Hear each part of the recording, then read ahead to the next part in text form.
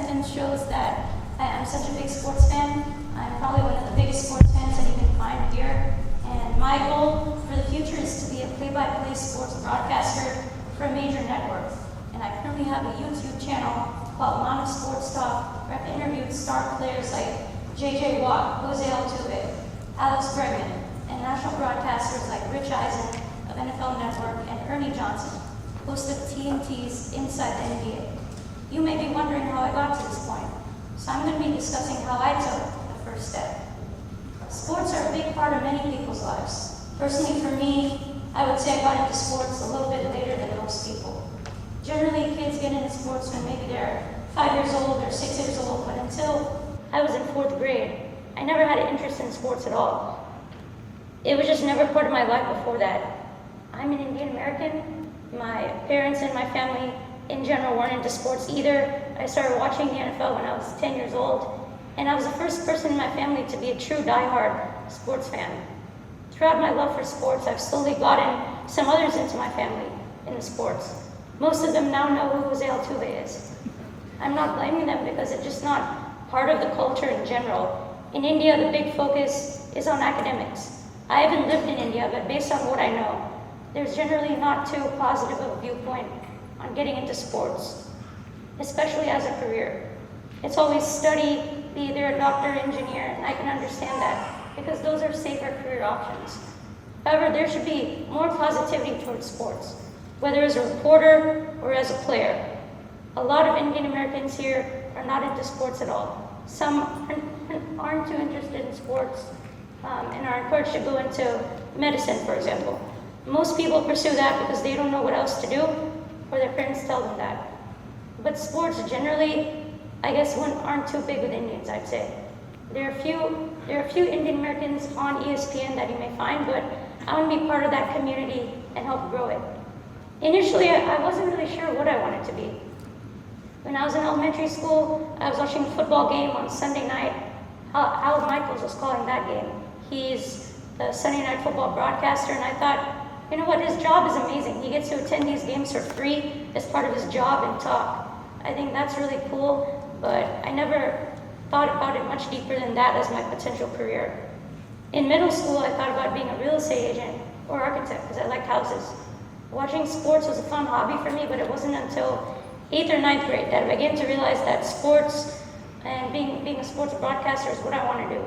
It's pretty much a dream job for all sports fans that don't really play sports. I thought that in college I would take classes in broadcast journalism and get into the business, but it requires much more than that.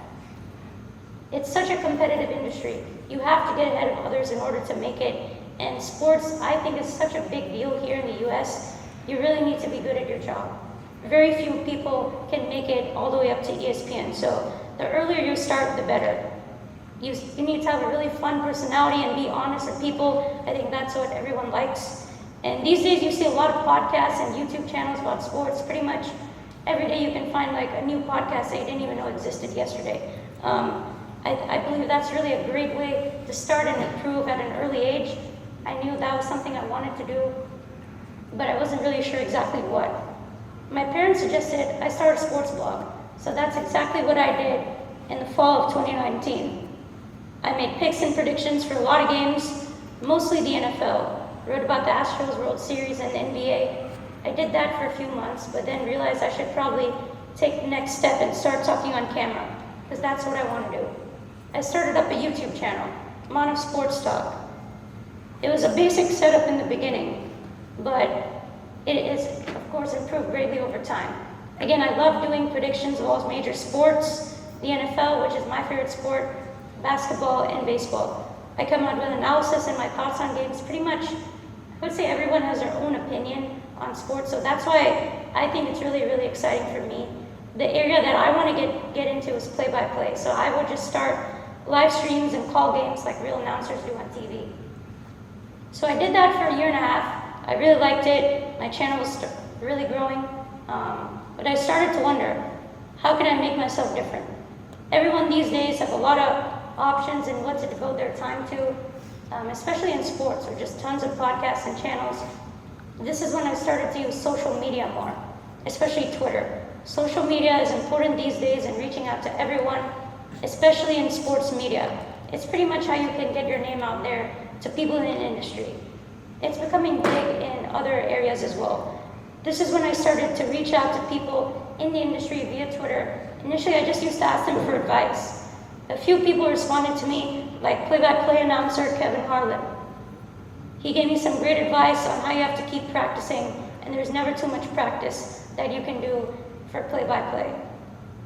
I also reached out to Sean Pendergast, host of the morning show on Sports Radio 610 on Twitter, and he shared my story out to his followers and gave me some great advice to always keep the energy level high. If you aren't too excited about what you're talking about, the listeners won't be either. A big piece of advice I received was from Ernie Johnson, the great host of Inside the NBA, who told me to be versatile. Just because it's not in the specific field that you want to be in doesn't mean you shouldn't do it. I found that advice to be really helpful, so I thought about asking famous players or broadcasters for an interview on my channel. Interviews are huge, especially if you can get a piece of news or information out there that can really make your name shine, which it has a few times for me, luckily. There's a good chance a lot of these people won't respond, so you have to be prepared for that. But at the same time, be willing to dream big, because if they agree, the reward is huge for you. The first person I asked was Rich Eisen, broadcaster and host of NFL Network, for an interview, and he agreed. You have to share your story in a well-worded message, what makes you unique, and basically how the person you're asking has made a difference to you. I think Rich saw that, and it truly was an amazing interview. Here's a little clip. Pretty easy for the Bucks. 28-13 is my score. Oh wow, you give me a score even, Maanav. Yeah, okay, you give me scores. Yeah. I love it. Yeah. Hey, you could very well be right. There's no doubt everything that you just said could clearly play out on Thursday night. No doubt. Yeah, so I was a little bit nervous right before that, but otherwise I was really excited. I'm not really scared to ask these people questions. I just go for it. And that's really the mindset you should have. My next big interview was pretty big. It was with my favorite player, of course, Jose Altuve, before an Astros game. This was in person, and it was crazy because I was standing right next to him. Obviously, I was slightly intimidated to ask him the question because he's arguably the greatest Astro ever. But somehow, I got it out of my mouth, and Jose, if you ever get the chance to meet him, is probably the kindest player you can talk to in person. So I was really, really comfortable after that. I basically asked him how his preparation changes from the regular season to the postseason, and this is what it looked like. Well, that's a really good question. Right now we're just trying to, like I told you a little bit ago, we're trying to win one more game to get the home field advantage. And I think after that we're gonna start thinking about our preparation. But it's similar, it's changed a little bit because regular game season are at 7 o'clock, and then during playoffs they're normally around 1, 2, so you don't have that much time to prepare. Yeah, so that's what Jose told me. Really once you get the first few interviews, it's really easier to get the others because now you have experience and you can tell your next potential guest. I previously interviewed, for example, Rich Eisen and Jose Altuve. That really makes a big difference because those players or broadcasters will be more willing to join you. And that's what Justin Reed showed me, former Houston Texan, now safety for the Kansas City Chiefs. He messaged me one day after he replied I sent him a message one day on Twitter, and he replied saying, "I'd love to hop on for a chat. I've seen some of your previous interviews and you do a great job." So that's how I got Justin Reed on my show. He's a really nice guy. I got to meet him probably a few weeks ago. So my next big interview was, of course, J.J. Watt. This one was special, obviously because it's the 3-time Defensive Player of the Year, one of probably the greatest Houston Texans of all time, arguably. It was special because it broke news about his shoulder injury and his recovery from it, which was deemed to be season-ending. His injury was thought that, okay, he's going to be out for the rest of the season, and that's that. But like I said before, if you can get some news out there, your name can really be mentioned in a lot of places, and that's pretty much exactly what happened. JJ hinted at a return, and that's what happened in the playoffs. He came back for the Cardinals in January in the playoff game, and my interview with him was all over the national sports media. Here's what that sounded like. How's your shoulder doing? I hope it's feeling a lot better. I've been watching videos of you, you're practicing, you're getting back in shape. I mean, that's awesome. So I'm sure you're on the right track, right? Yeah, you're my first interview since I got injured. So you're lucky. You're a good journalist because you got in before everybody else. So Yeah. people have heard of things, but nobody truly Right. knows. But it's going really well. It's going much better than I think we could have hoped or expected for it to go at this time. Yeah, so that was obviously big news. It made news all over the national sports media, including the NFL website. This also happened in February when I interviewed Lance McCullers Jr., Astros ace pitcher who is still unfortunately rehabbing. The news about him being behind on his rehab came during the interview with me, and this is what he told me as well. For me, I'm behind in my rehab.